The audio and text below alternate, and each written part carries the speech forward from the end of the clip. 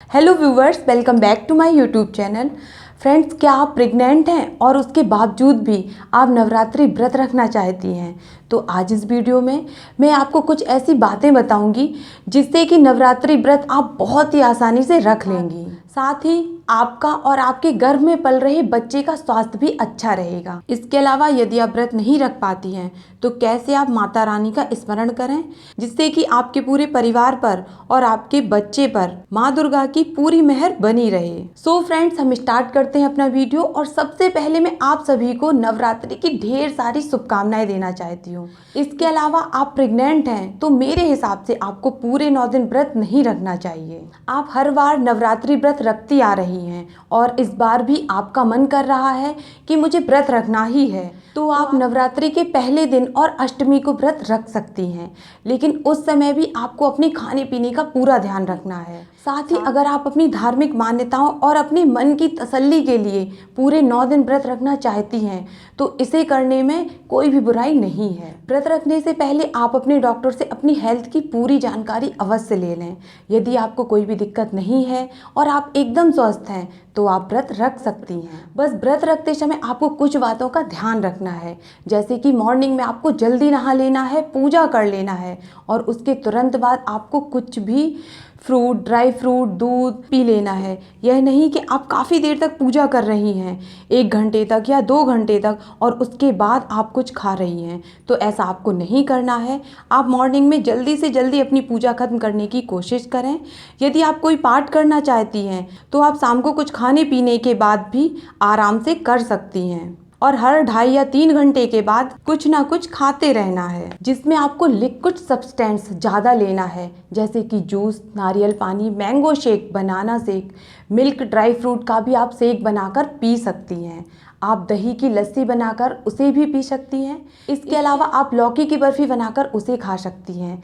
आलू का हलवा, सिंघाड़े के आटे का हलवा, गुड़ या चीनी में आप ड्राई फ्रूट को डालकर उसकी पापड़ी बनाकर खा सकती हैं।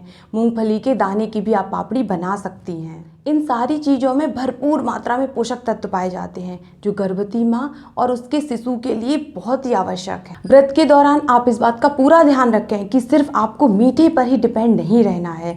आपके शरीर में नमक की भी कमी नहीं होनी चाहिए। नमक की कमी से आपको चक्कर आने लगेंगे, आपका बीपी लो हो सकता है और भी कई दिक्कतें हो सकती हैं। इसलिए आप व्रत वाला नमक प्रयोग कर सकती हैं। आप आलू फ्राई करके खा सकती हैं, साबूदाने की खिचड़ी खा सकती हैं, कुट्टू के आटे के पकौड़े आदि चीज़ों में नमक मिक्स करके खा सकती हैं। आप अपने आहार में सीजन का कोई भी फ्रूट ले सकती हैं, शकरकंद, खीरा, इन सब्जियों का भी आप सेवन कर सकती हैं।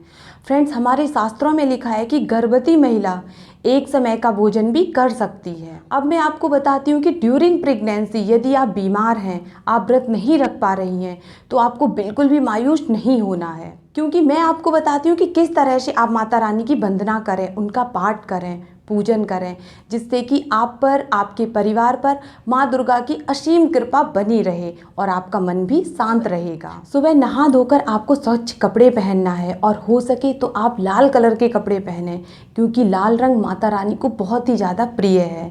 इसके बाद आप माँ दुर्गा की जैसी पूजा करती हैं, आपको उसी तरह से पूजा करनी है। बस उसके साथ आपको अपने पूजन में माँ दुर्गा के पाठ को शामिल करना है, जैसे कि दुर्गा चालीसा, गायत्री चालीसा, विंध्यवासिनी चालीसा का आप पाठ करें। इसके साथ ही आप दुर्गा सप्तशती का पाठ अवश्य करें। नवरात्रों में श्री दुर्गा सप्तशती का पाठ करना बहुत ही शुभ, कष्ट विनाशक और दुखों को हरने वाला माना जाता है।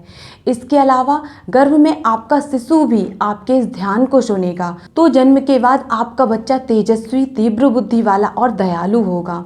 चलिए, तो अब हम बात करेंगे कि दुर्गा सप्तशती में आपको कौन कौन से पाठ करना चाहिए। सबसे पहले आप माता रानी के 108 नामों का स्मरण करें। उसके बाद आपको कवच का पाठ करना है। फिर आ जाता है अर्गला। अर्गला करने के बाद श्री दुर्गा सप्तशती में माता रानी के 13 अध्याय दिए हुए हैं, जिनमें से प्रतिदिन आपको एक एक अध्याय का पाठ करना है। जैसे कि पहले दिन आपको पहला अध्याय करना है, दूसरे दिन आपको दूसरा अध्याय करना है और तीसरे दिन आपको तीसरा अध्याय करना है।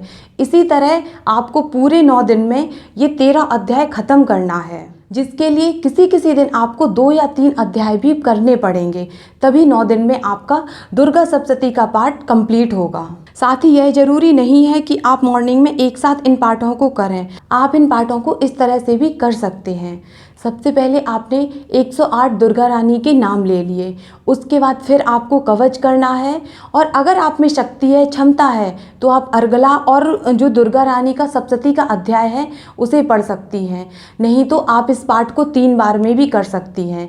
आप एक साथ उतनी ही देर तक पूजा करें जितनी कि आप में क्षमता और शक्ति है। आपको जबरदस्ती एक साथ में देर तक पूजा नहीं करना है। एक साथ अधिक देर तक पढ़ने से आपको घबराहट हो सकती है, आपको मितली भी आ सकती है, उल्टी आ सकती है। ऐसा कहा जाता है कि नवरात्रों में श्री दुर्गा सप्तशती का पाठ करने से आपको उतना ही पुण्य और प्रताप मिलता है जितना कि 9 दिन व्रत रखने के बाद आपको फल मिलेगा। सच्चे मन से आप माँ अम्बा का स्मरण कीजिए, आपकी सभी इच्छाएं पूरी होंगी। उनकी कृपा आप पर हमेशा बनी रहेगी। सो फ्रेंड्स, मिलते हैं अगले वीडियो में एक नई जानकारी के साथ। आप मेरे वीडियो को लाइक कर देना, मेरे चैनल को सब्सक्राइब कर देना। Thank you.